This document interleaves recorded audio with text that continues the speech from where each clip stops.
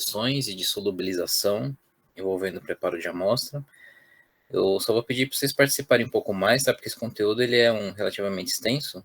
E aí, se vocês participarem, a gente criar aqui um canal mais aberto de discussão, a gente acaba não cansando, né? Então, nem eu canso, nem vocês cansam de ouvir, nem eu canso de falar, né?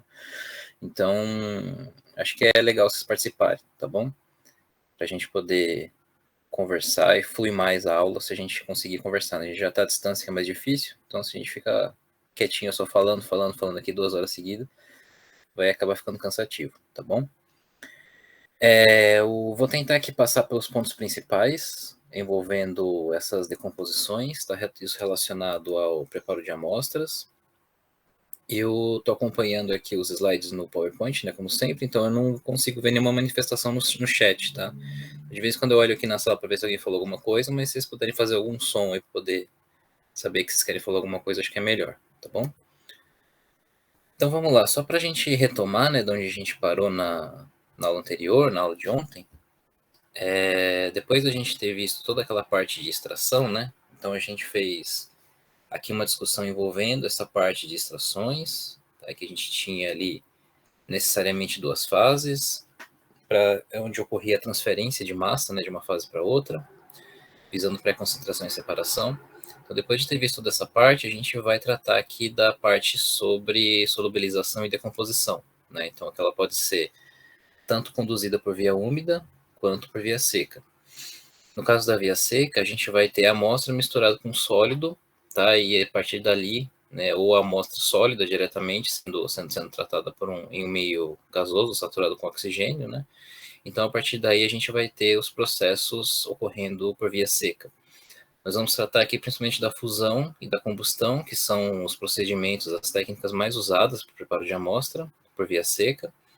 E no caso da solubilização e composição, a gente vai focar aqui nesses tipos de preparo. Tá? Então, com aquecimento convectivo, que é mais convencional, uso de micro-ondas, que tem se tornado convencional, e também com radiação ultravioleta. Os ultrassons também podem ser usados para decomposição, mas como a gente já comentou, para esse aspecto, né, para decomposição, os ultrassons não são tão eficientes. Então, a gente não tem tantas aplicações nesse sentido. A gente vai ter mais aplicações da união do ultrassom com outros tipos aqui de fornecimento de energia para o meio, do que só o ultrassom para fazer o preparo. Então, os ultrassons vão ser mais usados lá na parte de extração, né, sólido líquido, que a gente conversou, e para a parte de decomposição, as aplicações são muito poucas, tá? E não tem muita aplicação. A gente, quando tratava das extrações, nós falávamos de espécies químicas de maneira geral, né? Tanto orgânicas como inorgânicas. Agora, como a gente trata de decomposições e solubilização, a gente vai dar um enfoque maior para a análise elementar, principalmente porque esses processos são drásticos, né? E a gente elimina, e muitas vezes elimina quase totalmente a matéria orgânica que está presente na amostra. Então, quando a gente tem processos de decomposição, a gente está visando basicamente análise elementar. Tá? A gente pode ter processos que envolvam radiação micro-ondas, radiação ultravioleta, para converter um composto orgânico em outro e conseguir determinar. Tá? Mas aí a gente não tem, propriamente dito, um preparo de amostra. A gente tem um método que não tem reagente, que o reagente foi substituído por essa fonte de energia. Tá? Então, a gente teria ali uma derivatização química com o uso de uma fonte de energia em vez de um reagente, tá certo? Então, a gente vai falar muito sobre determinação de metais aqui, e de não metais também, né, mas sempre considerando análise elementar, que é o principal foco quando a gente fala de decomposições, certo? Para a gente começar, então, a falar de decomposição e de solubilização de amostras, a gente começa da parte que é mais simples de se fazer, né? Começa pela parte que é mais simples de se entender. Então, uma forma da gente facilmente dissolver alguns sais inorgânicos ou ligas metálicas é usando ácidos diluídos, né? Então, quando a gente submete ali, por exemplo, uma amostra que contém um carbonato, um sulfeto, um sulfato de um determinado cátion, né? Nós vamos conseguir dissolver essa amostra facilmente se a gente tivesse ácido diluído lá no meio. O mesmo vale para algumas ligas metálicas, né? Então, falando aqui primeiro dos sais, né? Por que vocês acham que quando a gente submete carbonatos, sulfetos e sulfatos a meio ácido diluído, a gente consegue obter a dissolução da amostra? Carbonato de cálcio, por exemplo. Se eu tiver uma amostra de calcita e eu quero determinar cálcio nessa amostra, né, eu posso submetê-la a um tratamento com ácido diluído. Por que ela dissolve?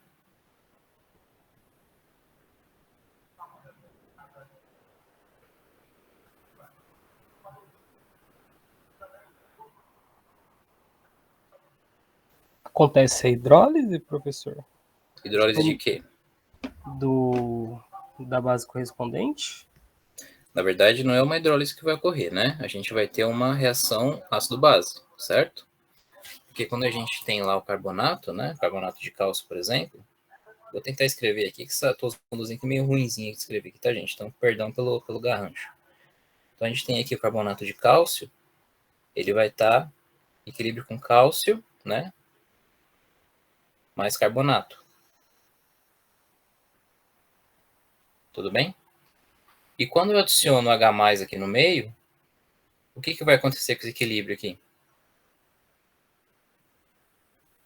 O H+ vai interagir com cálcio? Não. Não, né? Ele pode interagir com carbonato? Pode. Pode, né? Então a gente vai ter uma reação ácido-base. Tem um ácido forte e uma base fraca, tá? Então a gente vai ter ali o H+, mais o carbonato. Isso vai gerar o bicarbonato. Né? Se a gente adicionar mais ácido, o bicarbonato vai gerar o ácido carbônico e gera o CO2. Então, quando a gente tem sais inorgânicos, né, compostos por esses ânions que participam de equilíbrios ácido-base, né, ácido-base fraco, a gente vai ter a dissolução fácil usando ácidos diluídos, por conta do deslocamento desse equilíbrio químico aqui. O H+ vai interagir com o ânion, né, com carbonato, com sulfeto, de forma que a gente consegue dissolver. Nem todos os sulfatos, né, isso vale bastante em geral para carbonato e sulfeto, mas nem todos os sulfatos a gente consegue dissolver em meio ácido. Tá? O sulfato de bário, por exemplo, é um composto que a gente não consegue dissolver tão fácil em meio ácido, tá? Porque ele é muito estável, é muito difícil da gente deslocar aquele equilíbrio do sulfato de bário, tá? E a gente consegue também facilmente dissolver algumas ligas metálicas, né? Se a gente tiver, por exemplo, uma barra de ferro, de cádmio, a gente consegue facilmente dissolver com ácido diluído. Mas alguns metais, eles não são tão facilmente dissolvidos em meio ácido, até mesmo se o ácido estiver concentrado e estiver quente, tá? Vocês fazem ideia por que isso acontece? Se eu usar ali, por exemplo, um ácido nítrico diluído, eu consigo dissolver uma barra de ferro, mas não consigo dissolver uma barra de crômio, por exemplo? Por que isso acontece?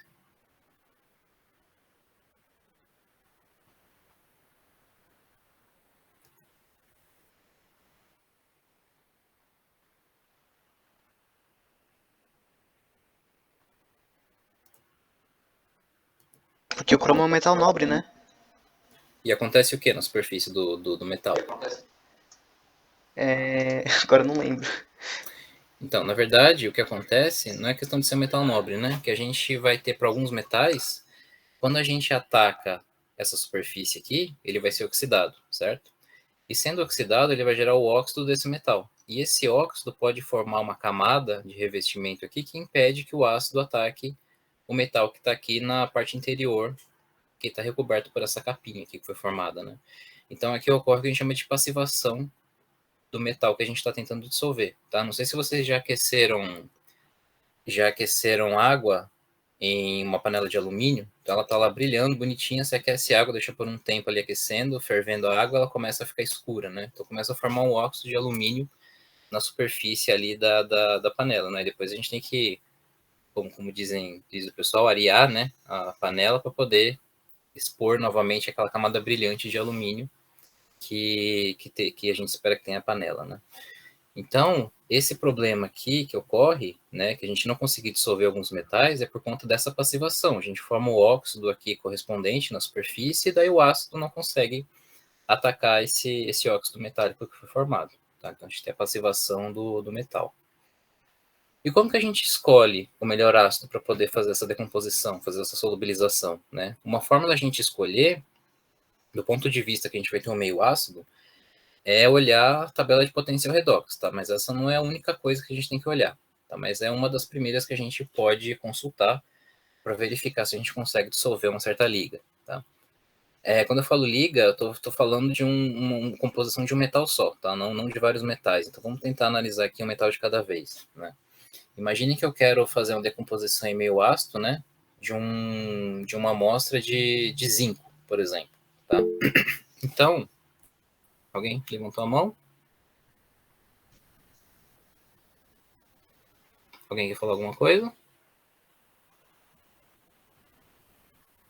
Acho que não, né? Tudo bem, acontece. Qualquer coisa pode chamar, tá? Então, pessoal, imagine que a gente quer dissolver aqui, por exemplo, uma barra de zinco, né? Uma amostra de zinco metálico. Então, se a gente consultar essa tabela, a gente vê que utilizando uma solução ácida, um meio ácido, né?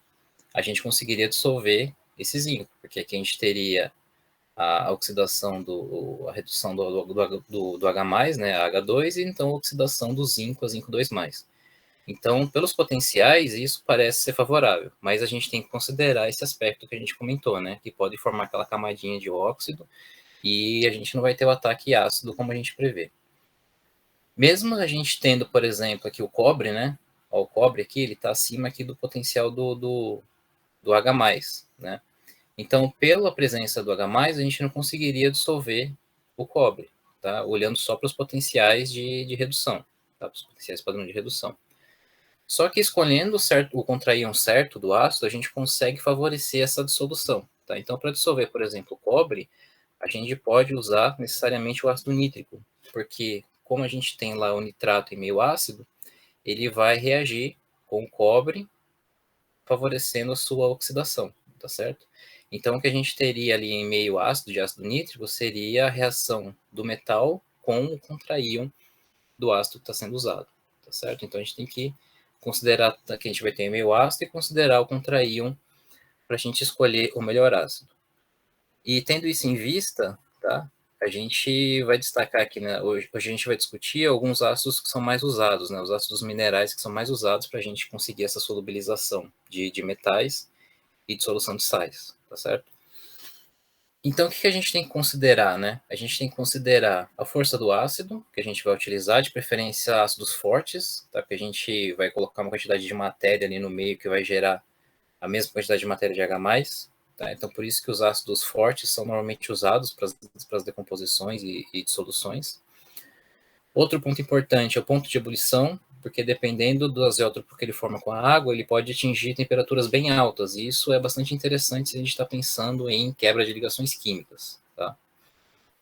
Poder oxidante e complexante do ácido é bastante importante, porque a gente precisa geralmente oxidar matéria orgânica ali no meio para fazer a decomposição, tá? Ou oxidar o metal para que ele seja dissolvido. Então é importante que esse ácido seja um bom oxidante. E tendo um ácido complexante, a gente auxilia nessa dissolução por causa da formação de complexos, né? Então eu posso ter a formação a decomposição de um metal, né, dissolução de um metal, de forma que ele seja precipitado de algum sal ali insolúvel, e se eu tiver um ácido auxiliar ali para fazer essa complexação, eu vou favorecer a solubilização do metal que eu quero, tá? A gente vai entender um pouco melhor quando a gente falar a característica de cada um dos ácidos, tá? Então, solubilidade dos produtos finais, né? Por falar nisso, de complexação, né? A solubilidade final dos produtos é importante. Isso vai me dizer se eu preciso ou não de usar um ácido complexante para poder dissolver o que eu quero. Pureza está relacionado a tudo aquilo que a gente vem falando desde lá das extrações sólido-líquido, né? Que todo reagente que a gente vai usar a gente tem que estar puro. Qualquer material que a gente vai introduzir ele na amostra, ele tem que ter alta pureza para a gente não ter problemas com desvios das medidas, certo? E um fator importante também é a segurança para o gerenciamento, né? A gente vai ver que alguns ácidos são muito perigosos para serem gerenciados, então a gente evita ao máximo o uso desses reagentes, tá certo? Então, começando a falar dos ácidos mais comuns, que são usados para essas decomposições e dissoluções, a gente tem o ácido clorídrico, né? O ácido clorídrico, normalmente, ele traz no frasco dele algumas informações que nos permite calcular a concentração molar, tá? Como que eu calculo a concentração molar do ácido clorídrico? preciso de 3 parâmetros, né? Pego a densidade, tá? Essa densidade vai trazer para a gente a massa de ácido clorídrico por volume de ácido clorídrico. Eu transformo isso a concentração, essa densidade em concentração em massa, né? Quando eu uso o título do ácido, que normalmente para o ácido clorídrico é 37%, varia entre 36 e 37, depende do fabricante. Aqui, então, usando esses dois fatores aqui, esses dois parâmetros, eu tenho concentração em massa, né? Gramas de ácido por ml de solução. E utilizando a massa molar, eu consigo chegar na molaridade do ácido clorídrico. Então, normalmente, o ácido clorídrico comercial, concentrado, ele vai ter em torno de 12 mol por litro, tá? Que a gente vai usar todos esses parâmetros aí para poder fazer esse cálculo, tá? Esse cálculo está tranquilo para todo mundo? Como que a gente chega na concentração? É interessante a gente saber a concentração molar dos ácidos concentrados, porque a gente prepara ali depois qualquer solução em mol por litro, né? Com concentração molar mais facilmente, tá certo? Normalmente nos laboratórios tem uma tabelinha, né, que mostra a concentração dos ácidos concentrados para facilitar esse tipo de cálculo, quando você precisa preparar lá uma solução 1 molar, meio molar, né, 0,1 molar. E aí o ácido clorídrico, ele vai ser bastante utilizado para dissoluções, principalmente, né, por causa do poder complexante dele. Então, o cloreto, ele forma, por exemplo, um cloro complexo com ouro 3. Então, isso ajuda muito na dissolução de metais nobres, por exemplo, né. Então, a gente tem ali um ataque de um ácido, que seria oxidante, tá? Em conjunto com o ácido clorídrico, ele vai favorecer a dissolução por causa da formação desse complexo, né? A formação desse complexo aqui evita a formação daquela camada de óxido após a oxidação do metal. Então, um ácido pode ser usado para atacar oxidando o metal e o cloreto vai entrar aqui, proveniente do ácido clorídrico, né? Ele vai entrar aqui para formar o complexo e favorecer a dissolução do metal em questão. Existem alguns cloretos que têm baixa solubilidade, né, como mercúrio 1, prata, chumbo, etc.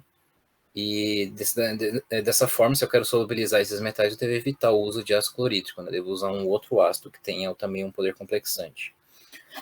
Uma mistura azeotrópica de ácido clorídrico com água, né, contendo 6 mol por litro de ácido clorídrico, a gente vai ter um ponto de ebulição de 109 graus Celsius. Né? Então, se a gente vê o ponto de ebulição dele, ele não é tão interessante para ser usado para aumentar a temperatura do meio, porque a própria água já chega a 100 graus, né? Então a gente não vai ter uma variação de temperatura muito alta quando a gente usa o ácido clorídrico, e por isso que o foco do uso do ácido clorídrico é para complexar espécies e favorecer a solubilização.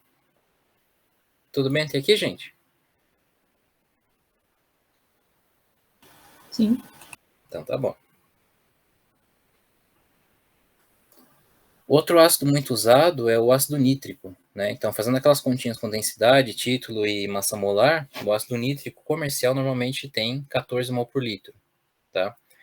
O ponto de ebulição de uma mistura de ácido nítrico com água é em torno de 120 graus Celsius, tá? Se a gente olhar a semi-reação do nitrato em óxido nitroso, né, a gente vai ter um potencial de quase 1 volt. Tá? Então, vocês escolheriam o ácido nítrico para aumentar a temperatura do meio, fornecer bastante energia? Vocês escolheriam por causa da capacidade oxidante dele? Ou vocês escolheriam por causa do poder de complexação do nitrato?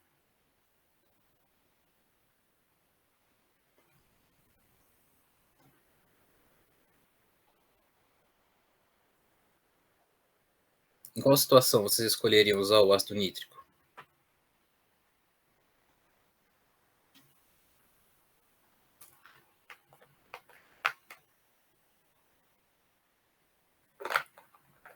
A gente sempre compara com a água, né? A água chegaria a 100 graus Celsius. Então, eu aumentar ali 20 graus a temperatura, vocês acham que é um aumento bastante brusco para fornecer bastante energia para o meio, para quebrar a ligação química? Não é muito, né? Então, de 100 para 120 não tem tanta diferença assim. Então, a gente não usa o ácido nítrico para poder fornecer muita energia para o meio, fornecer mais energia, né? Permitir aumentar a temperatura da mistura. O nitrato, vocês acham que tem um alto poder complexante?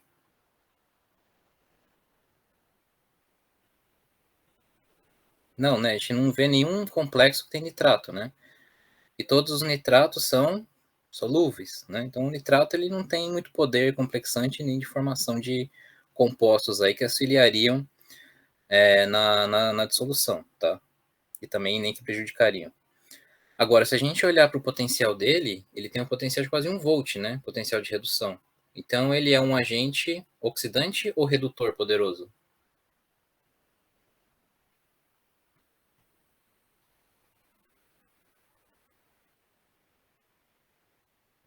Se ele tem um potencial padrão de redução de 1 volt, quase 1 volt, né?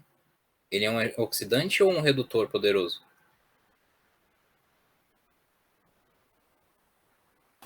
Oxidante? Oxidante, né? Se ele tem potencial de redução alto, então ele tem a tendência a se reduzir, né? Se ele vai reduzir, ele vai oxidar alguém. Então ele vai ter um alto poder oxidante. Então, por esse motivo, o ácido nítrico é muito empregado em dissolução de ligas inorgânicas e também na decomposição de matéria orgânica, tá? Essa reação aqui, ela é muito, muito utilizada para o preparo de amostras, tá? Por isso que o ácido nítrico é o ácido mais empregado para a gente fazer qualquer tipo de preparo de amostra que envolva solubilização e decomposição, tá?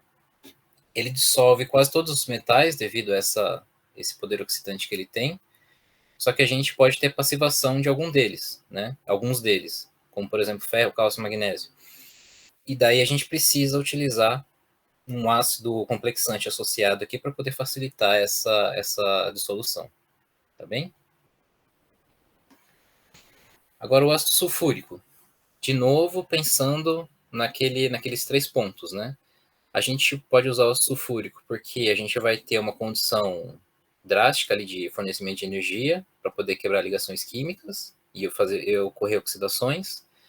A gente vai ter o sulfato, que tem alto poder oxidante, ou o sulfato que tem alto poder complexante.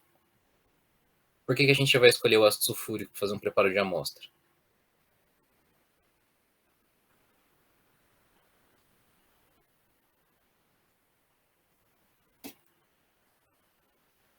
Mais pela energia, né, Felipe? Exatamente. Então, vê, em comparação com a água, né, que é em torno de 100 graus Celsius, com o ácido nítrico, que sobe ali 20 graus em relação à água, né, com ponto de ebulição, usando o ácido sulfúrico, a gente chega a quase 340 graus, né? Então, a gente tem um aumento de temperatura bastante considerável quando a gente aquece, né, uma mistura de ácido sulfúrico com água. Se a gente olhar aqui para o potencial de redução do sulfato, ele não vai ser dos mais altos, né? Ele está em torno aqui de 0,1, né? Então está bem próximo ali do potencial do hidrogênio até, né? Então ele não vai ter um poder oxidante muito alto. E o sulfato também não tem um poder de complexação alto, assim como a gente não tinha também para o nitrato. Tá? O sulfato ele tem mais propensão a formar precipitados do que complexar espécies e torná-las solúveis, tá bem? Então, o uso do ácido sulfúrico é bastante importante para a gente aumentar a temperatura do meio, fornecer mais energia no meio, o que acaba acelerando alguns processos que vão ocorrer ali relacionados à dissolução ou oxidação de espécies. Tá? Para vocês terem uma ideia, o ácido sulfúrico a quente, né, concentrado, ele é usado para dissolver até mesmo dióxido de titânio, né, que é um cristal bastante, um semicondutor bastante difícil de se dissolver com outros ácidos. O ácido sulfúrico consegue fazer isso rapidinho se ele for aquecido e se estiver concentrado, tá bem? O outro ácido que é usado é o ácido perclórico, tá? Para que vocês usariam ácido perclórico? Usariam como para aumento de temperatura, como oxidante ou como complexante?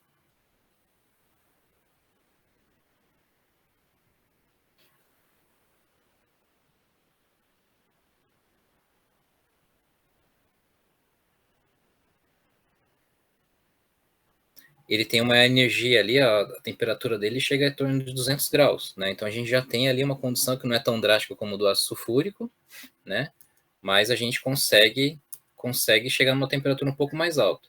Mas principalmente, né, assim como o Felipe e a Bárbara destacaram aqui, principalmente, a gente utiliza o ácido perclórico porque ele é um oxidante muito poderoso, né? Lembra que do ácido nítrico ali, o potencial dele é em torno de 0,95, né?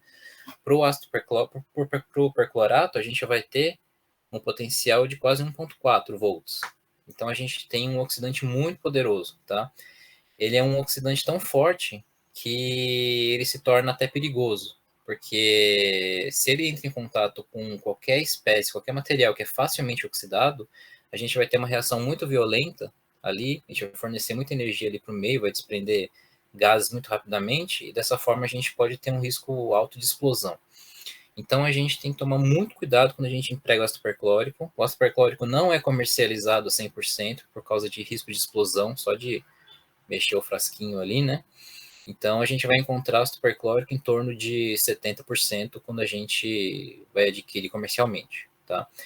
De qualquer forma, é muito, muito importante que a gente use o ácido perclórico com cautela, tá? Porque ele é um ácido muito explosivo e a formação de alguns percloratos também, né? Se ele fica, dependendo do que ele entrar em contato ali, pode formar perclorato, né? Perclorato de potássio, por exemplo, que são sais altamente explosivos, né? Então eu já ouvi falar de acidentes que formou um sal de perclorato em um certo frasco que a pessoa foi usar, estava usando, né? O frasco estava antigo, e na hora que o analista foi abrir o frasco, acabou explodindo o frasco na mão dele, porque tinha esses sais ali na tampinha, embaixo da tampa, depositado na tampa. Então a gente tem que ter muito cuidado com o armazenamento e com o uso de ácido perclórico, tá certo? E o perclorato, ele não é um bom complexante, né? Então, vários percloratos são também solúveis, então a maioria deles, aliás, é solúvel. Então a gente não usa o perclorato devido ao poder de complexação, tá? É mais porque ele aumenta um pouco mais a temperatura, tá? E principalmente porque ele é um oxidante muito forte. Tudo bem, pessoal? Então não é para assustar não, mas a gente tem que tentar ter o máximo cuidado possível aí quando a gente usa o ácido perclórico ou sais de perclorato, tá bem? O ácido fluorídrico também pode ser usado em muitos casos, né, para preparar a amostra. Ele também apresenta ali um ponto de ebulição relativamente baixo, né, então perto de 100 graus. Tem um dos menores potenciais de redução, só que o ácido fluorídrico, ele é um ácido extremamente complexante, tá? Mais poderoso do que o ácido clorídrico. E ele pode ser usado, por exemplo, para dissolução de sílica, né? De silicato, que é bastante difícil de se dissolver utilizando outros ácidos.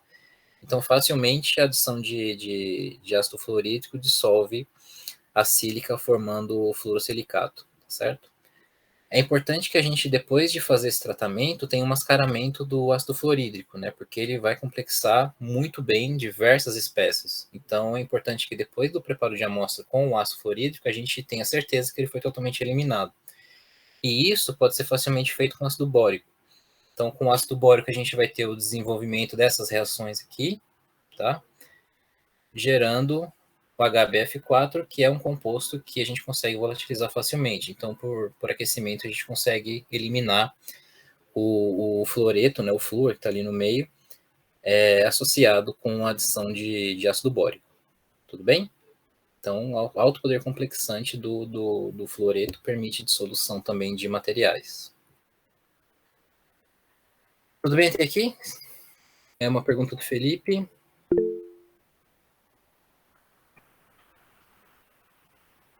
Disso, associar ácidos redutores, sim, oxidantes, né?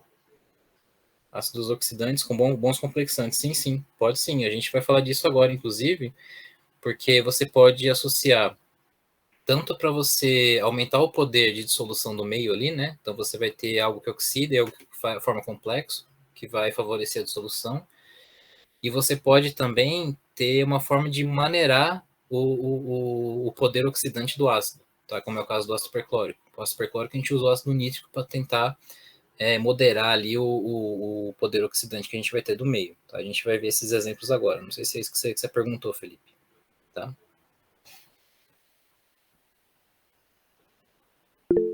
Então tá bom. Então, ó, continuando aqui com a mistura de ácido, né, que a gente estava comentando, que o colega fez a pergunta, a gente combina alguns ácidos, né, para a gente poder ter um sistema um pouco mais eficiente para decomposição ou para solubilização. Então, se a gente quiser altas temperaturas em um ambiente oxidante, a gente pode combinar o ácido nítrico com o ácido sulfúrico, né? Então, a gente teria ali uma decomposição nitrosulfúrica. A gente pode combinar, então, o ácido nítrico com o HF para ter oxidação e complexação ali no meio, ou ácido nítrico com ácido clorídrico, tá? Então, dessa forma, a gente consegue obter um ambiente um pouco mais favorável, né? Uma condição mais favorável para que a dissolução ou decomposição ocorra rapidamente. Tá? Todo mundo já ouviu falar em água régia?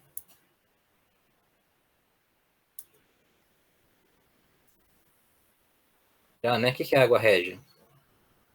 Ninguém lembra?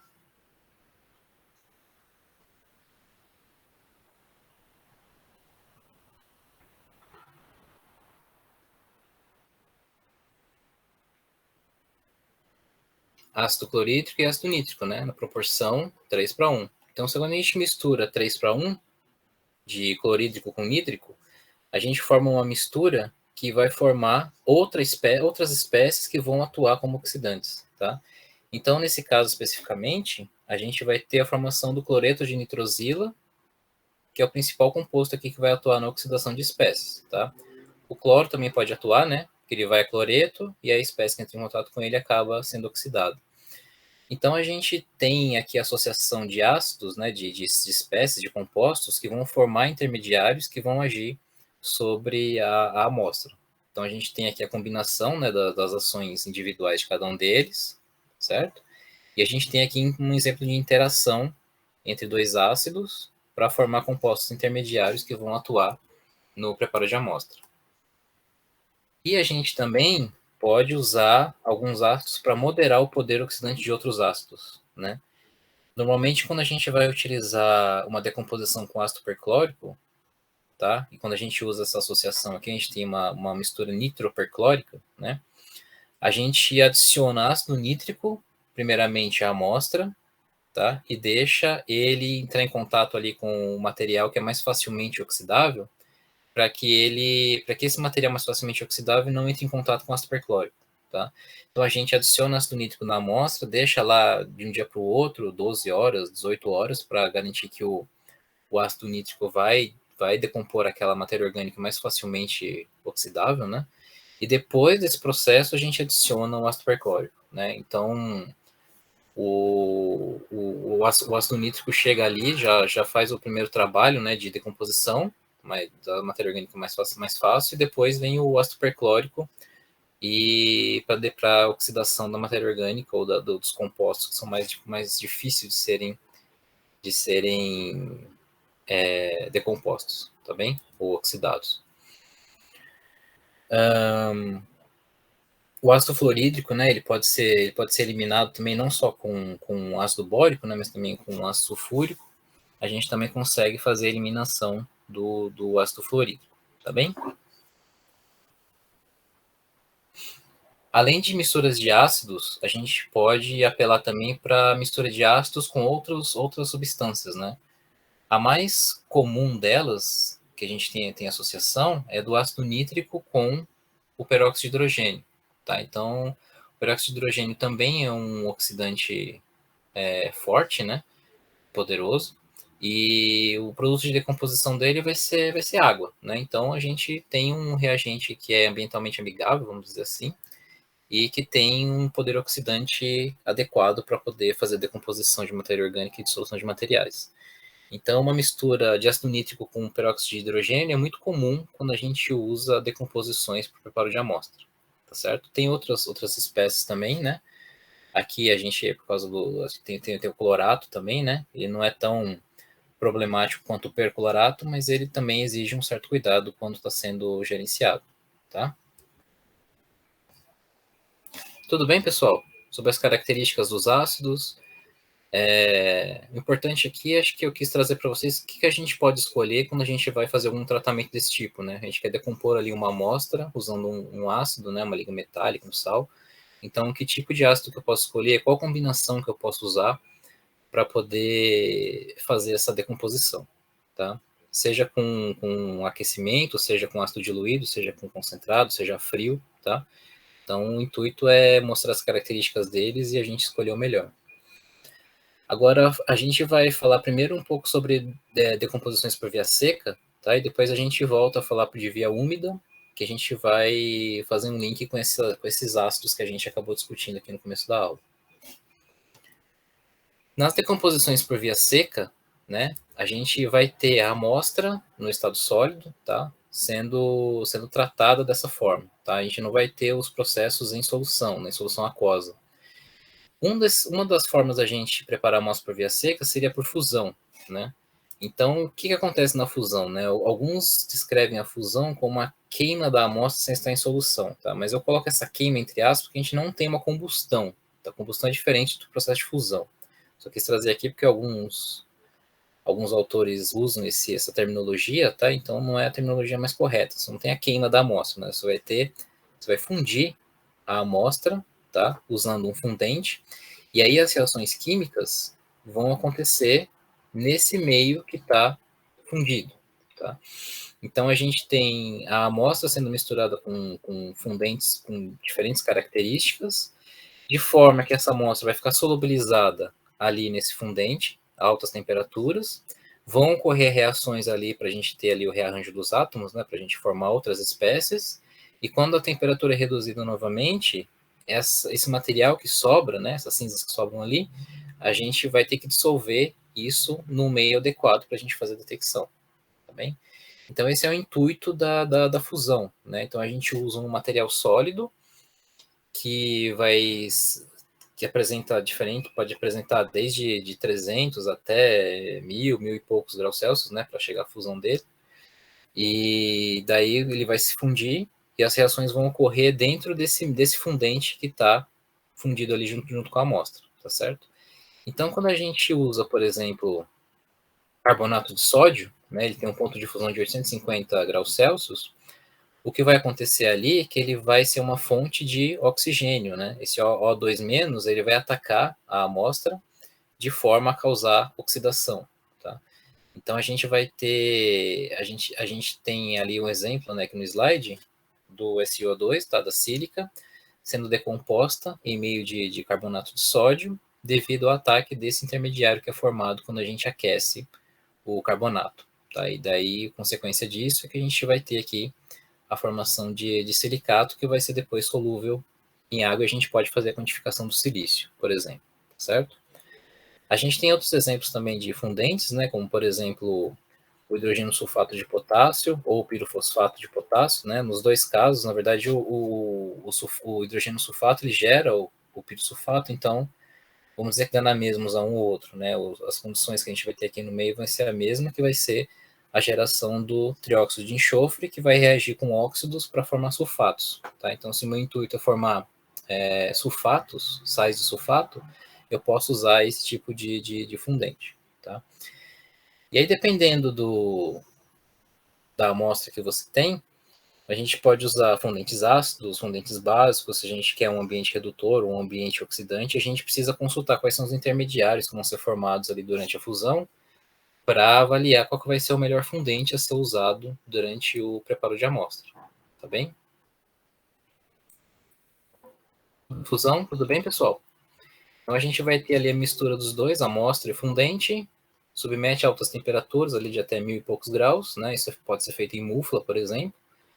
E depois a gente tem que ter ali um produto final que vai ser solúvel no meio que a gente vai determinar, tá? Que seja em ácido diluído, que seja somente em água, tá? Mas a gente precisa ter o material final, ali, o produto final solúvel no meio que a gente vai analisar.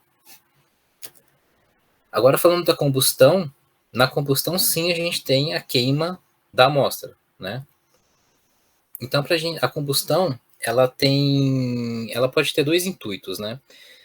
Como a gente vai queimar a amostra em uma atmosfera rica em oxigênio, a gente pode ter o intuito de avaliar os gases que vão ser desprendidos durante esse processo, ou a gente pode ter o intuito de avaliar as cinzas que vão sobrar depois que a gente aplicar a combustão, tá? Normalmente, quando a gente está interessado nas cinzas, né, a gente aplicou esse processo para eliminar matéria orgânica. Então, a gente eliminou a matéria orgânica de forma que a parte inorgânica que permanece ali vai ser analisada, tá? Então, se eu tiver ali muitos metais são associados, né, à matéria orgânica, então isso inviabiliza a sua determinação dependendo da técnica que a gente vai usar. Então a gente pode eliminar primeiro essa matéria orgânica e depois poder analisar, fazer a análise elementar, analisar os metais. Então a gente quer basicamente converter isso daqui, né, uma amostra de solo, que está aqui, né, ou uma amostra de alimentos, a gente quer converter em uma solução, tá, em um meio, uma mistura homogênea, que eu consiga fazer a determinação. E a combustão é uma das formas da gente fazer isso. E para a gente poder avaliar se essa combustão foi eficiente, né, se essa conversão da matéria orgânica em CO2 foi eficiente, a gente precisa saber quanto que sobrou de carbono lá no meio, né? Então a gente pode fazer análises de carbono orgânico residual ou de carbono orgânico dissolvido, tá? Tem uma fotinho do equipamento que faz isso aqui. Quando a gente faz a amostra de carbono orgânico residual, a gente precisa necessariamente saber quanto tinha de carbono orgânico no começo, né? Então a gente pode analisar a amostra antes do preparo e depois do preparo. E a partir daí a gente consegue obter uma porcentagem de quanto sobrou de carbono, e isso vai ser um indicativo da eficiência da decomposição que a gente aplicou, tá bem? A gente pode ter aqui o teor de carbono orgânico dissolvido somente também, né? Se a gente tiver uma concentração aqui que a gente julga ideal para poder aplicar ali a técnica analítica que a gente vai usar, tudo bem, tá? Senão a gente precisa otimizar e melhorar o processo do preparo de amostra para poder diminuir um pouco mais essa concentração de carbono orgânico lá no meio. Então, quando a gente fala de combustão, visando ali a determinação das espécies inorgânicas, né, a gente vai submeter aqui a amostra, né, que contém a matéria orgânica, a uma atmosfera saturada com oxigênio, e a gente espera que isso gere CO2 e água no final. Tá? Tudo isso aqui vai ocorrer a temperaturas de até 500 graus, aproximadamente, para que ocorra a combustão. Então, a amostra é submetida a uma atmosfera de oxigênio e queimada essa temperatura. Tá? A massa que é usada para esse tipo de abordagem pode ir até 10 gramas. Então, a gente tem ali uma massa de amostra considerável que a gente pode utilizar, tá?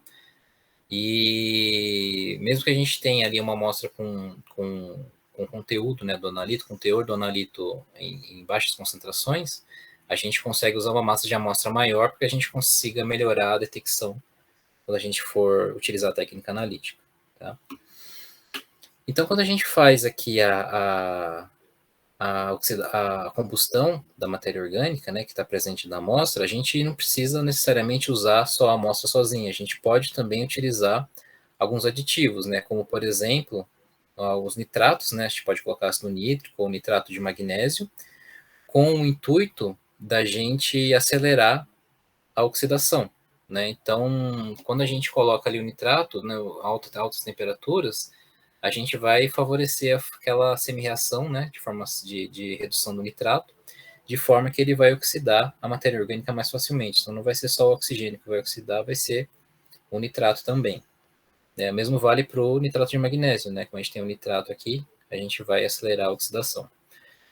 Outros aditivos podem ser adicionados também para a gente evitar a volatilização, certo? Então, se a gente formar cloretos ali no meio, né, cloreto de cálcio, cloreto de magnésio, né, imagina que são as espécies de interesse. Então, se eu formo cloretos, normalmente os cloretos apresentam uma volatilidade relativamente alta, né?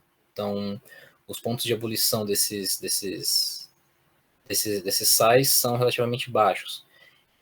E se eu adicionar lá no meio ácido sulfúrico, por exemplo, ao invés de formar cloretos desses metais, eu vou formar sulfatos. Já os sulfatos dos metais apresentam uma volatilidade mais baixa. Então, a gente vai evitar que a gente tenha perda desses metais, do material que eu estou interessado, na forma de cloreto. Tá? Ele vai estar na forma de sulfato, que tem pontos de ebulição um pouco mais altos, então a gente não perde por conta dessa temperatura que vai ser aplicada lá no meio.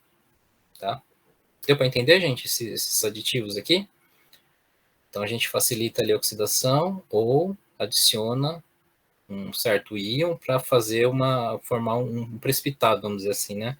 Formar uma espécie que não seja facilmente volatilizada.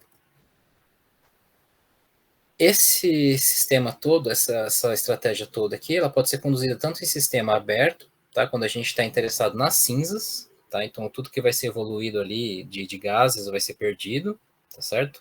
Vai para exaustão.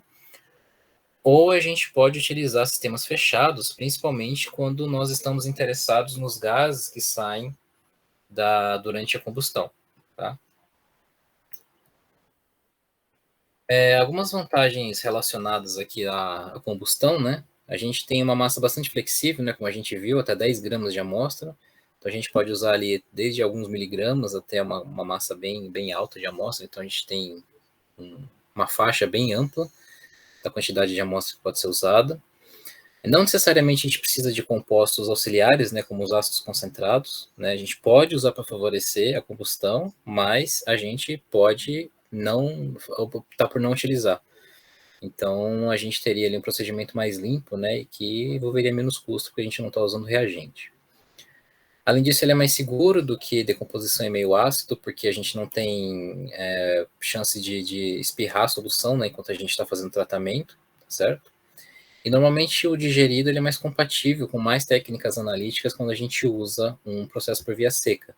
Porque basicamente a gente vai ter somente o sal da espécie formada ali, e uma vez que ela é solúvel no meio adequado, a gente vai conseguir compatibilizar muito bem esse digerido com a técnica que a gente vai usar. Tá? Mas como nem tudo são flores, né? A gente tem que tomar cuidado com volatilização, como a gente comentou. Então, alguns sais podem ser volatilizados durante o processo devido às altas temperaturas que são atingidas. Então, a gente usa aquelas estratégias para poder fixar esses metais e evitar a volatilização. Quando a gente tem um aquecimento muito abrupto, né, a gente pode formar aerossóis ou espumas na superfície dessa mistura, na superfície da amostra, aliás, de forma que a gente pode acabar projetando gotículas, né, para a fase vapor, e com essas gotículas vai-se embora ali o analito, tá certo? Então a gente tem que tomar cuidado com esse tipo de formação, porque isso pode causar perda da espécie que a gente tem interesse. Como ela pode ser feita em sistemas abertos, ela é muito suscetível a contaminações, então a gente tem que tomar muito cuidado, se precaver bastante quanto a contaminações, quando a gente usa sistemas abertos de forma geral. E é importante a gente garantir a dissolução das cinzas, tá? Se a gente formar ali no final cinzas que não vão ser solúveis no meio que eu quero utilizar, isso vai ser problemático, tá? A gente não precisa necessariamente que tudo se dissolva, mas o que me importa determinar precisa estar dissolvido, tá? Porque a gente pode dissolver ali no meio e depois fazer uma filtração, tá? Mas é importante que o que eu vou determinar esteja dissolvido. E é importante também a gente garantir que, caso tenha suspensão ali quando a gente dissolve as cinzas no meio que a gente quer, que o analito não esteja absorvido nesses sólidos, né? Isso era até um problema lá quando a gente discutiu extrações líquido-líquido, né? Quando a gente tem sólidos na amostra, pode ser que o analito fique absorvido nesse sólido e isso vai causar problemas, tá? Então, de forma geral, tenta dissolver tudo, mas se não for possível, a gente tem que garantir que o analito vai ser extraído ali, vai estar presente no digerido em sua integralidade, tá bem? Tudo bem até aqui, pessoal? Dormiram já? Tá tranquilo? Então tá bom. Agora, quando a gente está falando de sistemas fechados, né, a gente usa alguns tubos de combustão. Tá? Esses tubos de combustão, eles vão ser posicionados aqui, né? Então aqui num tubo a gente vai colocar a amostra. Então a amostra vai estar posicionada aqui dentro. E essa amostra ela vai ser submetida a um fluxo de oxigênio. Tá? Então aqui a gente vai ter o oxigênio, um fluxo constante passando pela amostra, e todo esse sistema aqui vai ser aquecido. Então eu tenho aquecimento, em meio saturado com oxigênio eu vou ter a combustão. Tá? Esse processo, ele dificilmente vai ter uma eficiência próxima de 100%. Tá? Então, para a gente garantir que essa eficiência chegue o mais próximo possível de 100%, a gente faz com que os gases que são evoluídos aqui da amostra passem por alguns catalisadores, né? Então, catalisadores de platina e dióxido de cobre, isso daqui é quente, vai garantir que alguns vapores ali, alguns compostos voláteis que não foram convertidos a CO2 sejam convertidos nessas etapas, tá? Então a gente pode ter alguns resíduos de alguns compostos orgânicos de baixa massa molecular, ou pode ter o monóxido de carbono, tá? Esses compostos vão ser, junto com o fluxo de oxigênio aqui, né? Isso daqui estando a quente, vão garantir que a gente tenha a conversão a dióxido de carbono, tá?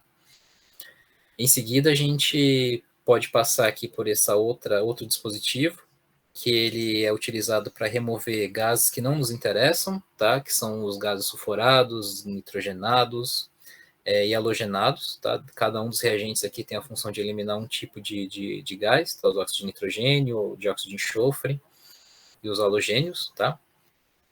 E uma vez removidas essas impurezas todas e garantidos que a gente tem dióxido de carbono aqui na fase vapor, né, na fase gasosa, a gente vai passar a amostra por um dissecante, tá, para reter água.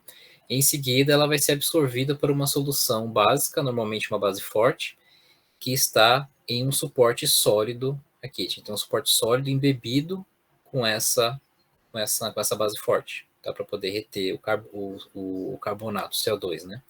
CO2 vai a carbonato, então ele vai ser retido aqui. E a gente usa aqui uma outra etapa, outro dispositivo, que é o dissecante, né? Para evitar que a gente tenha entrada de água proveniente da atmosfera, tá? Tudo bem, pessoal? Então, com esse sistema que eu mostrei para vocês, a gente consegue fazer determinação de carbono e hidrogênio em uma amostra. Agora eu pergunto para vocês, em qual parte do equipamento a gente vai determinar o carbono?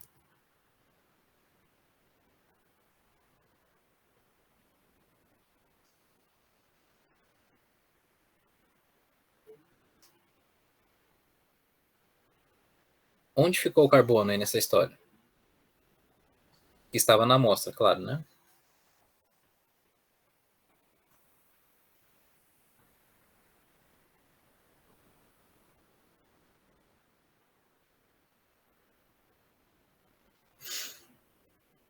Nas cinzas, quando a gente decompõe a matéria orgânica, ela vai aqui. Ela fica lá nas cinzas? CO2, né? CO2 e água.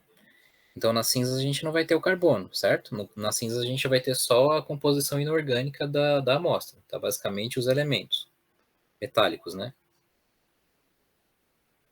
Então, se ele virou CO2, como que eu determino o carbono aqui com esse procedimento?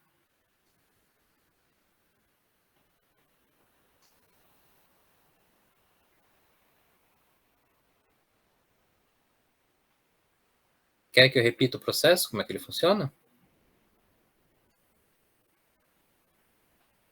Então tá bom. Repito. Vamos lá, então. Então a gente colocou a amostra aqui, né? A amostra tem matéria orgânica e tem componentes inorgânicos. Quando eu tenho fluxo de oxigênio passando por aqui e aquecimento, eu vou decompor a matéria orgânica e os componentes inorgânicos ficam aqui no tubo de combustão, tá? O oxigênio vai direcionar todos os gases que evoluíram aqui da combustão por esse sistema. Primeiro a gente passa aqui pela platina e pelo óxido de cobre. Essas duas unidades têm o intuito de terminar a oxidação de alguns vapores ali de carbono, né, que não foram convertidos a CO2, ou seja, monóxido de carbono, compostos de baixa massa molecular que tenham carbono, tá? Então todos eles vão terminar de oxidar aqui, caso não tenham sido oxidados ali na queima, tá certo? Depois eu tenho essa outra unidade, que ela é usada para remover compostos nitrogenados, compostos sulfurados e compostos halogenados, tá certo? Então, cada um desses reagentes aqui vai reagir especificamente com esses produtos aqui. Em seguida, eu tenho um dissecante, em que eu vou reter aqui a água, e depois o que sobrou aqui na fase gasosa vai entrar em contato com essa unidade aqui que tem hidróxido de potássio, tá? Que vai ter uma base forte. E essa base forte, ela está constituindo aqui uma membrana. Essa membrana está embebida em uma base forte. E em seguida eu tenho essa unidade de dissecante só para evitar que entrem gases da parte exterior para o meu equipamento. Daí eu perguntei para vocês, em qual unidade eu consigo determinar o carbono?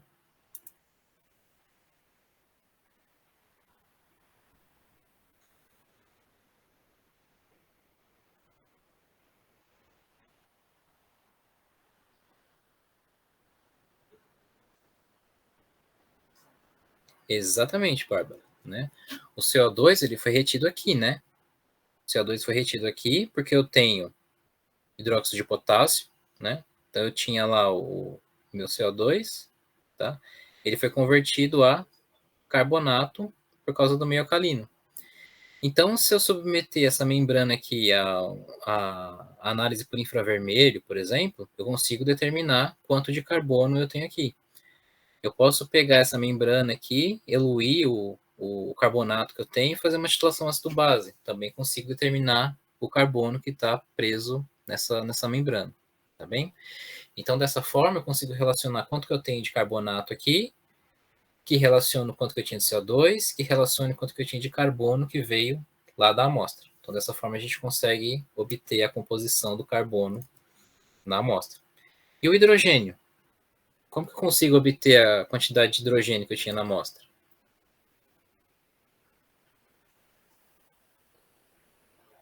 O carbono virou CO2, né? Na platina? Por que na platina, Felipe?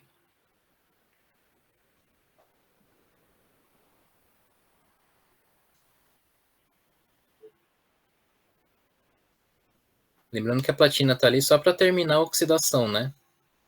De alguns vapores que não viraram CO2.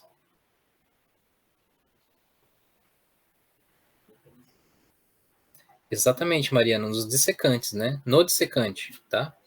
Então a gente tem nesse dissecante aqui, ó. Lembre que até aqui a gente tinha vários compostos que talvez não tivessem sido convertidos, né? Aqui a gente garantiu que tudo virou CO2 e água. Aqui a gente eliminou alguns interferentes, que são compostos de nitrogênios, de enxofre, de halogênios. E nessa etapa aqui, ó, a gente reteve água no dissecante. Tá? Então, se a gente usar esse dissecante, que a gente conhecer a massa dele antes do procedimento e depois do procedimento, a gente consegue estimar quanto que a gente vai ter de água presente na amostra, tá? De hidrogênio presente na amostra. O carbono ele vai ser determinado como gás carbônico, né? Que na verdade foi convertido a carbonato. E o hidrogênio vai ser determinado pelo teor de água que a gente tinha lá na amostra. Tudo bem, gente? Então, dessa forma, a gente consegue usar a combustão para fazer a determinação elementar, né? De carbono e hidrogênio em amostras, que é algo que é bastante comum em várias áreas. A gente pode fazer adaptações a esse sistema para a gente conseguir determinar outros elementos voláteis, né, que são o nitrogênio, o enxofre e os halogênios. Tá? No caso do oxigênio, particularmente, a gente não pode ter aqui um fluxo de oxigênio, né? Então a gente não pode queimar uma amostra para determinar oxigênio numa atmosfera saturada com o próprio oxigênio. Então, ao invés da gente usar aqui um fluxo de oxigênio, se a gente estiver interessado nesse elemento, né, aqui na amostra, a gente vai utilizar um fluxo de hidrogênio. Tá? Então, ali com o fluxo de hidrogênio, a gente gera monóxido de carbono, e em uma dessas unidades aqui, a gente pode colocar um composto de iodo para gerar CO2 e iodo. E a gente aqui pode, por titulação, por exemplo, por espectrofotometria, talvez, utilizar a quantificação do iodo e relacionar com quanto oxigênio tinha na amostra. Tá? Então, dependendo ali do elemento que a gente tem interesse, a gente consegue também quantificar. Então, aqui só para enfatizar,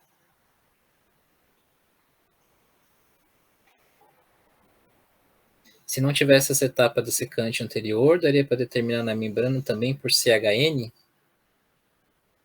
Não entendi o CHN, Bárbara. Se não tivesse etapa de secante anterior, daria para determinar na membrana.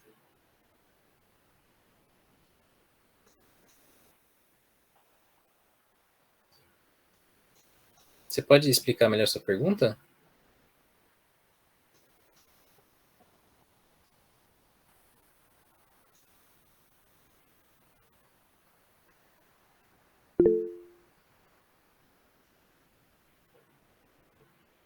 Certo, passou ali e foi para a membrana. Certo. Daí a água passou direto, né? Ou ela ficou absorvida ali na membrana. Se a membrana estiver saturada com solução aquosa, ela não vai absorver mais água, né? Só absorveu o carbonato. E depois ela passou para outra membrana ali, que é a membrana final, o dessecante final, ele pode conter água que veio do ambiente externo, né? Ele está ali para evitar que entrem gases que vieram do ambiente externo.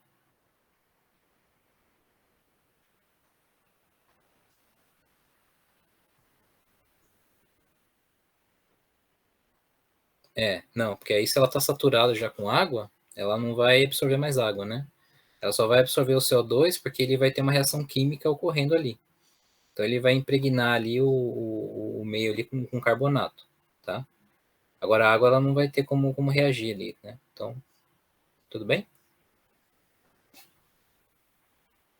Então por isso que a gente precisa da etapa do dessecante. Então tá bom, Bárbara. Qualquer coisa, perguntem de novo.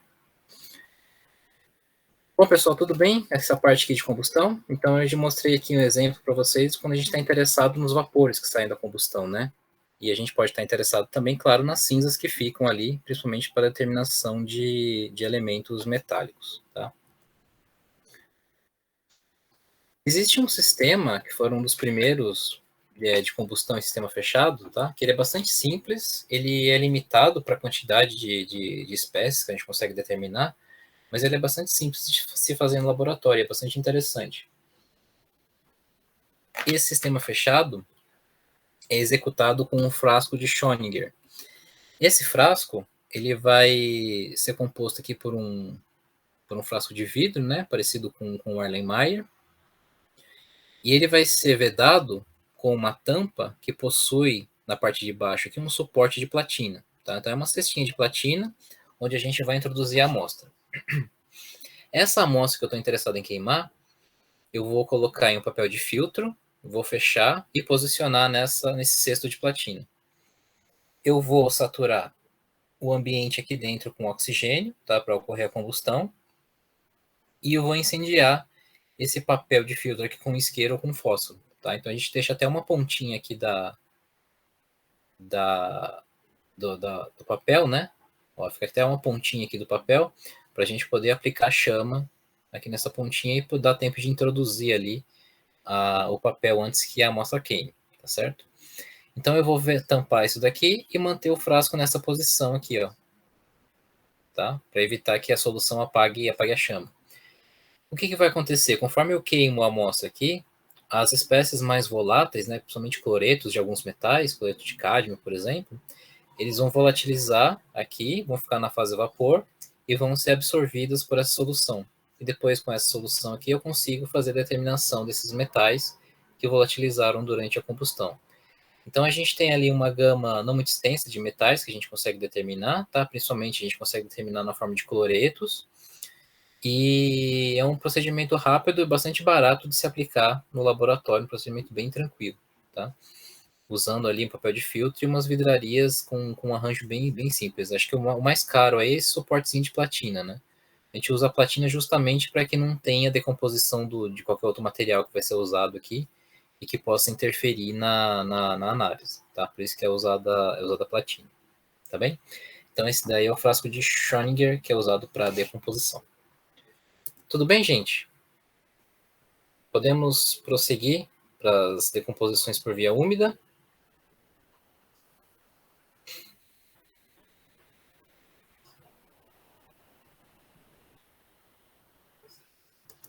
Então, vamos lá.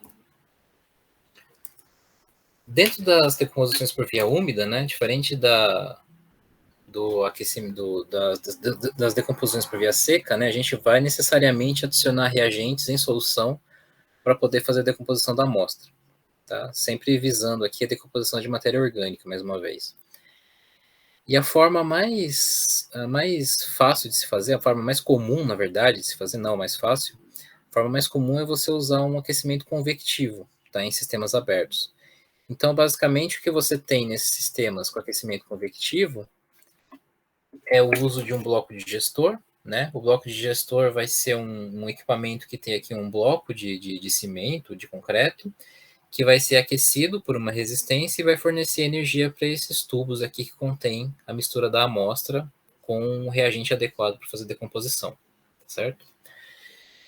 O que é interessante visualizar nesse sistema é que esses tubos são bem compridos, né? Então eles são bem altos, de forma que a amostra vai ser posicionada lá no fundo do tubo e qualquer espirramento que tenha do ácido concentrado que está sendo usado ali durante o aquecimento não vai causar nenhum acidente para o analista. Tá? E também não vai espirrar ali na bancada, na capela, de forma a degradar ali os materiais. Então a gente tem esses tubos bem alongados para evitar esse tipo de acidente quando a gente está fazendo um aquecimento utilizando um ácido concentrado.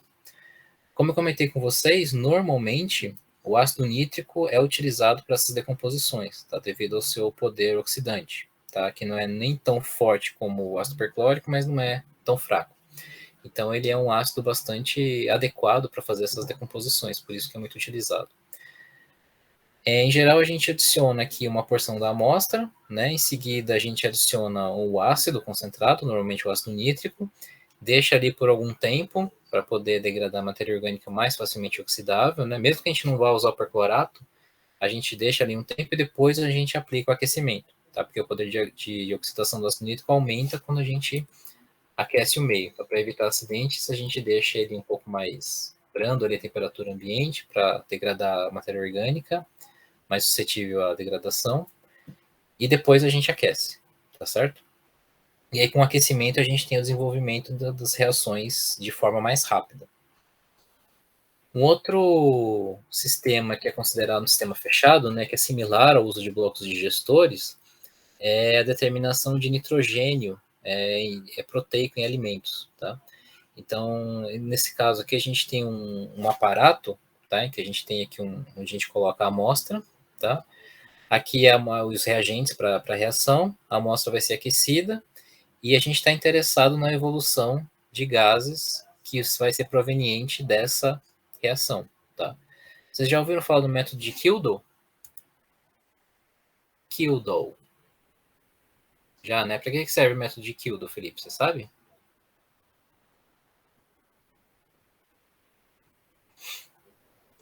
Nitrogênio total, né?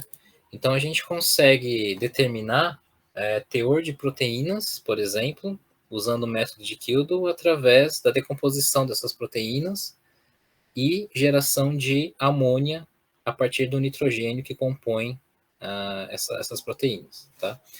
Então, quando a gente decompõe aqui o composto contendo o nitrogênio proteico, né, em meio ácido e utilizando algum catalisador e altas temperaturas, a gente vai ter a geração de amônio lá no meio, tá? O amônio, na forma de amônia, né, ele pode ser transferido para uma solução ácida, contendo ácido clorídrico, tá? Então isso aqui vai ser convertido como destilado como amônia, vai ser convertido a amônio novamente quando atingir a solução ácida, e o que sobrar de ácido naquela solução pode ser determinado por titulação, e a gente consegue relacionar esse teor de nitrogênio, tá, que veio ali do preparo de amostra, com o teor de proteínas aqui, considerando a porcentagem de nitrogênio que tem em proteínas, que em geral a gente pode dizer que é em torno de 16%, tá? Em geral.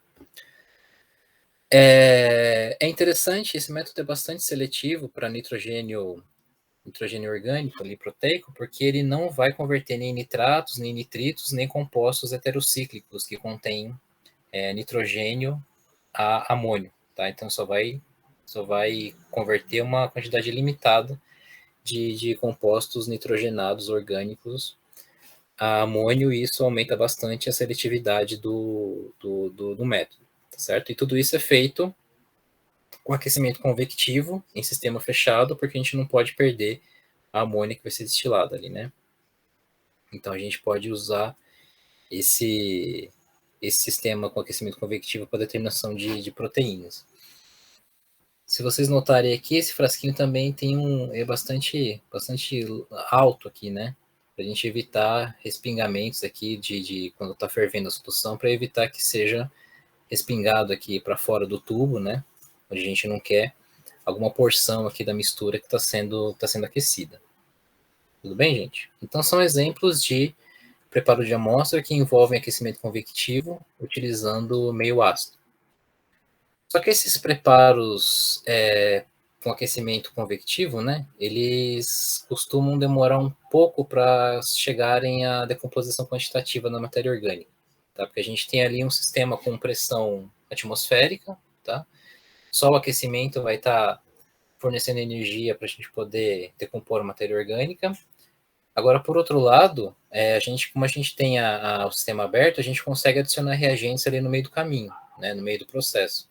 Então, se a gente pode começar uma digestão, por exemplo, com ácido nítrico, deixar ele aquecendo ali por um tempo e depois adicionar o peróxido de hidrogênio, tá? Então, a gente tem essa flexibilidade quanto à adição de reagentes, tá? E normalmente essa adição é necessária porque o ácido que está ali no meio ele vai evaporar conforme a gente aquece, né? Então, em muitos procedimentos a gente precisa recompor esse ácido para dar continuidade no preparo de amostras. Mas a gente tem também alternativas que são executadas em sistemas fechados, tá? Então, uma das primeiras tentativas, né, falando um pouco do histórico desse tipo de preparo, uma das primeiras tentativas de se fazer um sistema fechado para melhorar a eficiência da degradação, tá? Para melhorar a eficiência, eu digo manter pelo menos a eficiência em um tempo menor, é utilizando o método de Carius, tá? O método de Carius, ele é baseado no uso de um tubo de vidro. Dentro desse tubo a gente adiciona a amostra e os reagentes auxiliares ali, como o ácido nítrico, peróxido de hidrogênio, tá? Ácido clorídrico, ácido sulfúrico. Em seguida, com uma chama a gente pode vedar esse tubo, tá? Tubo de vidro que vai ser vedado.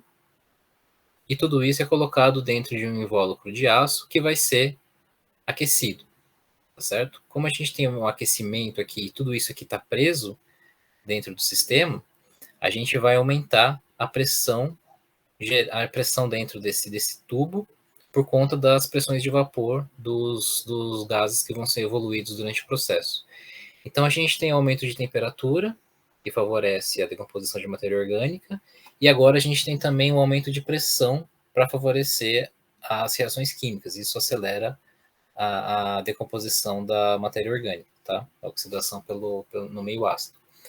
Então, dentro desses tubos aqui, normalmente eram utilizados de 2 a 7 ml de ácido nítrico, tá?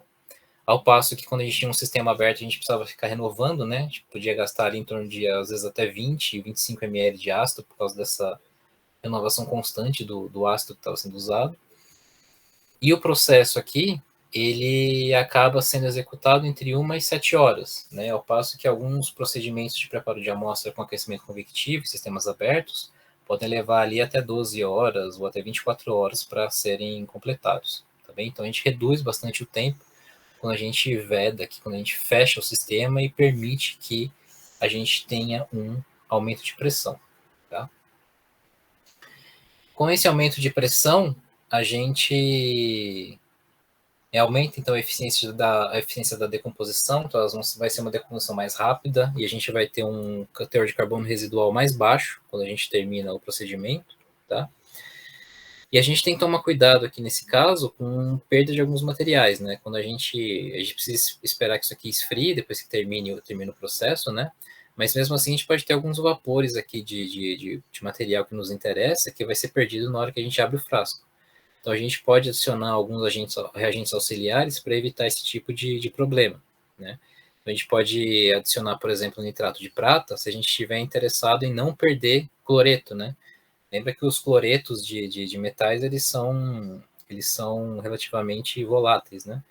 Então, se a gente adicionar prata lá no meio, a gente está interessado em manter o cloreto aqui dentro, porque a gente quer fazer análise de cloreto, a gente vai formar o sal de cloreto de prata e isso vai evitar que a gente perca o nosso analito, tá?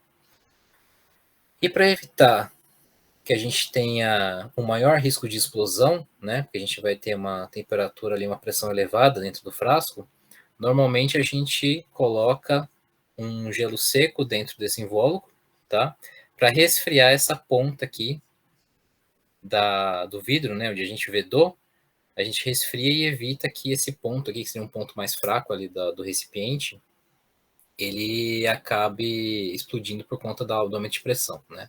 Então, tudo isso daqui está bem quente e essa ponta está um pouco mais fria para evitar um superaquecimento aqui e uma explosão maior ou abertura desse orifício que foi feito aqui anteriormente, tá bem?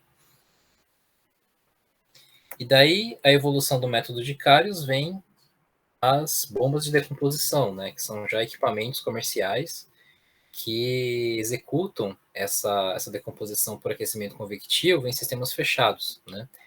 Então, essas bombas basicamente são tubos, são frascos poliméricos, né? Principalmente de politetrafluoretileno, que é um polímero bastante usado para esse tipo de preparo, tá? Não só aqui, mas como também por micro-ondas, por exemplo.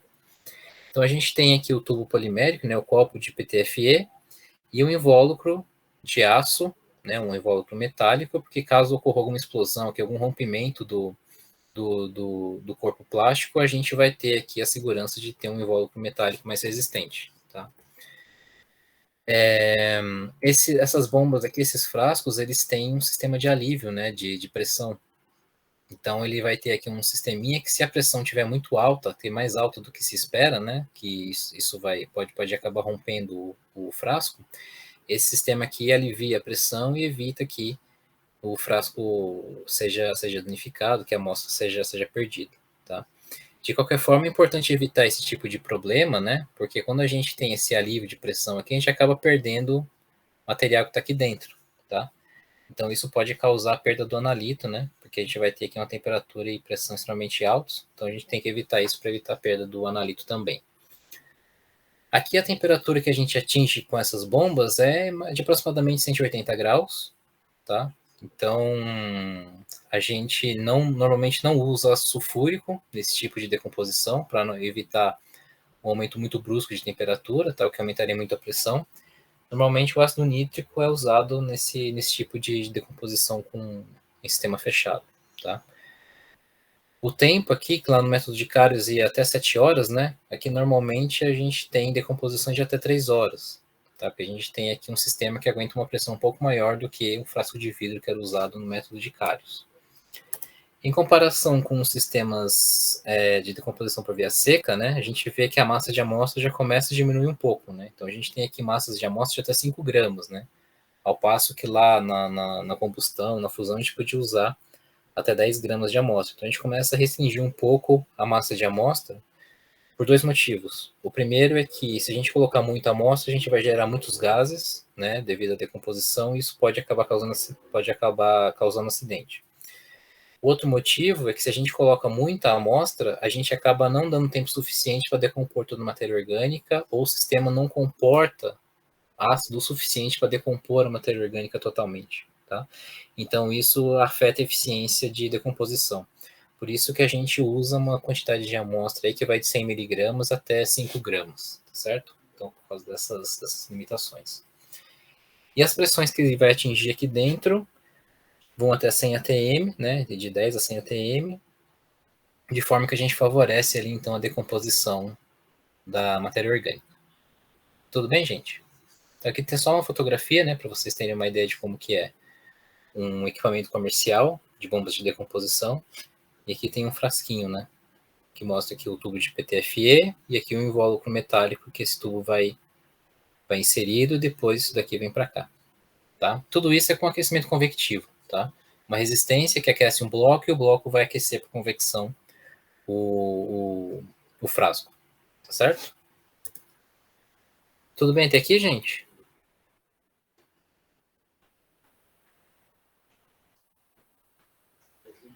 Sim, tudo ok, então tá bom. Agora, tem um sistema que permite que sejam atingidas pressões ainda mais altas dentro dos frascos, tá? Que a gente chama os sistemas de decomposição HPA, né? Que vem do inglês High Pressure Atmosphere, né? Que são ambientes de alta pressão. Nesses equipamentos, a gente consegue atingir temperaturas de aproximadamente 300 graus, tá? Em alguns casos um pouco mais que isso, e a gente aumenta bastante a pressão interna desses frascos, né? Esses frascos aqui, que podem ser de sílica ou pode ser de carbono vítreo, vão resistir ali a pressões extremamente altas, tá? Agora, Para eu atingir pressões altas, tá, usando essas temperaturas altas também, eu preciso ter necessariamente uma pressurização externa. Tá? Então, para evitar que o frasco exploda durante o processo de preparo de amostra, eu preciso pressurizar o equipamento, né, a cavidade onde está contido esse frasco, de forma que a gente vai ter uma pressão externa, né, do frasco. Então, imagina que o frasco está aqui, eu vou ter a pressão interna, devido à evolução ali dos gases, né, devido à alta pressão que eu tenho, mas eu tenho aqui uma pressão externa maior que evita a explosão desses frascos, tá? Então é um equipamento que vai ser um pouco mais caro do que as bombas de decomposição, mas ele permite eficiências de extração em tempos mais curtos, tá? Então, no máximo, em 2 horas, a gente consegue ali, normalmente, né, em geral, teores de carbono residual extremamente baixos. Então, é um equipamento que é interessante, tá? Tem essa atmosfera ali dentro controlada, essa pressão controlada para evitar a explosão, e a gente consegue uma boa decomposição em tempos mais baixos, tá? Aqui tem um exemplo de alguns fármacos que são difíceis de serem decompostos, tá? São facilmente decompostos dependendo da condição que a gente aplica usando um sistema HPA. Então, a gente tem 3 fármacos aqui como exemplos, né? Se a gente usa aqui 3 ml de ácido nítrico, que é o que foi usado em todos os experimentos, né? Submete 280 graus por 2 horas, a gente não tem a decomposição quantitativa desses fármacos, tá? Então, a gente já vê que eles são difíceis de serem decompostos, porque a gente já tem uma condição extrema aqui, né? A gente tem 280 graus, deixou por 2 horas, então a pressão aqui é extremamente alta, e a gente não tem decomposição quantitativa ainda. Se a gente aumentar esse tempo para 1 hora a mais, né, e aumentar um pouco mais a temperatura, a gente já chega muito perto de uma conversão quantitativa dessas espécies. Então, se a gente tem esse comportamento para essas espécies, que é muito difícil de serem degradadas, se a gente tiver uma matéria orgânica de uma amostra de água, de uma amostra de alimento, isso vai ser mais facilmente degradado em tempo mais curto, usando esse tipo de sistema. Tá? Então, esses fármacos aqui estão aqui para mostrar o quão eficiente pode ser um HPA em termos de decomposição da amostra, porque são compostos muito difíceis de serem degradados, tá bem? Serem mineralizados.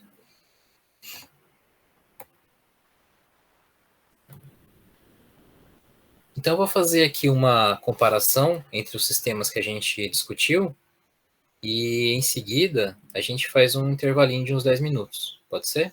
Para a gente conseguir concluir depois com mais tranquilidade. Todo mundo concorda? Então tá. Então vamos só fazer essa comparação e a gente já faz uma pausa, tá?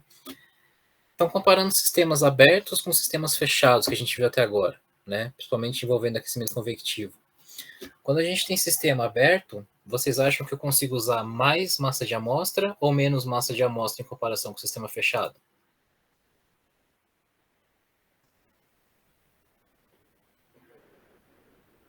Mais massa, né? Lembra que eu falei que a gente tem as limitações, né, de evolução de gases e eficiência de decomposição quando a gente tem um sistema fechado. Então, isso limita um pouco mais a quantidade de amostra que a gente usa. Então, a gente consegue usar mais amostra no sistema aberto do que no sistema fechado, tá? Em relação ao consumo de reagentes, né, pensando nos ácidos que a gente vai usar para decomposição, qual deles a gente consome mais? O sistema aberto ou fechado?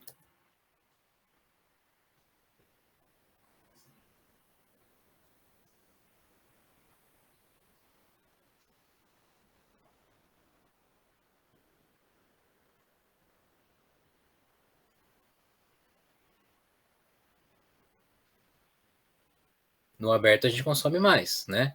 Lembra que eu falei que até o ácido acaba evaporando, né, durante o processo? A gente tem que ficar repondo esse ácido, porque senão a gente seca tudo ali e não vai decompor nada, né?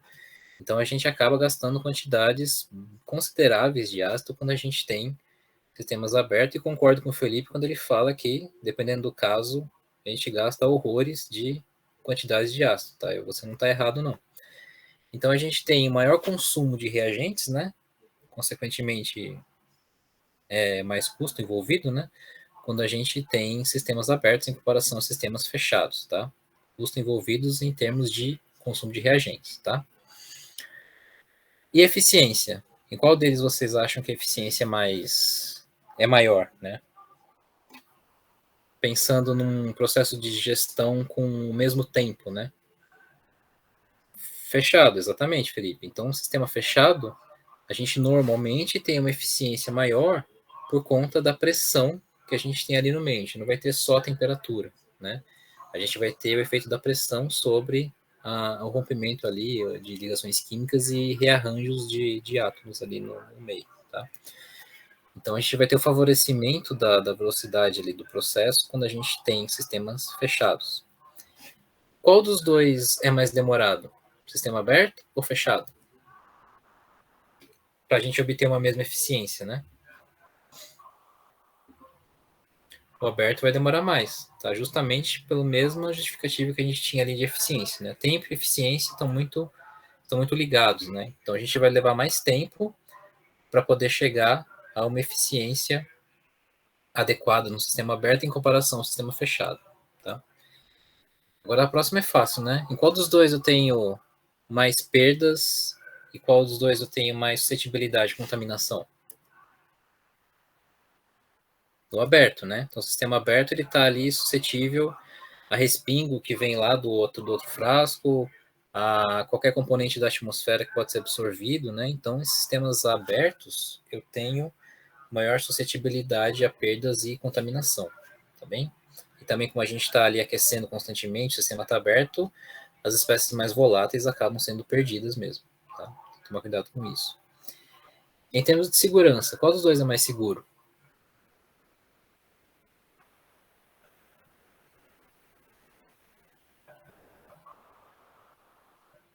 Tem medo do fechado explodir, né?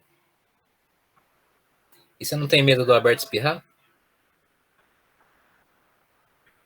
Então. Então, eu acho que a gente pode dizer, vamos ver se vocês concordam comigo, que a gente tem uma equivalência em termos de segurança, né?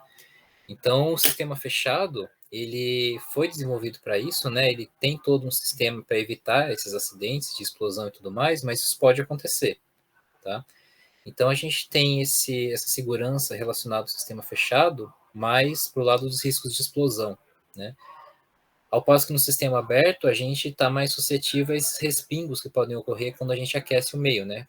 Apesar de a gente ter lá o tubo bem comprido, né, para evitar esse tipo de acidente, né? Que assim como os sistemas fechados, eles foram desenvolvidos justamente para ter mais segurança, a gente pode eventualmente ter ali algum processo um pouco mais agressivo ali com uma matéria orgânica mais suscetível à oxidação, e dessa forma a gente pode ter ali um respingo que a gente não esperava, tá? Então a gente tem que tomar cuidado com nos dois casos, né? Então a gente tem ali a segurança, ela depende do ponto de vista, tá? Então ela são bem equivalentes. E compatibilidade com digerido. Em qual dos dois casos vocês acham que a gente teria ali um digerido mais compatível, né? Vamos pensar em quando a gente está fazendo tratamento em meio ácido, vamos pensar em acidez, né? Então, se a gente tiver um digerido muito ácido, a gente acaba diminuindo as chances de ter uma boa compatibilidade com a técnica que eu vou utilizar, né? Então, em qual dos dois casos vocês acham que o digerido acaba sendo mais compatível com a técnica que eu vou usar?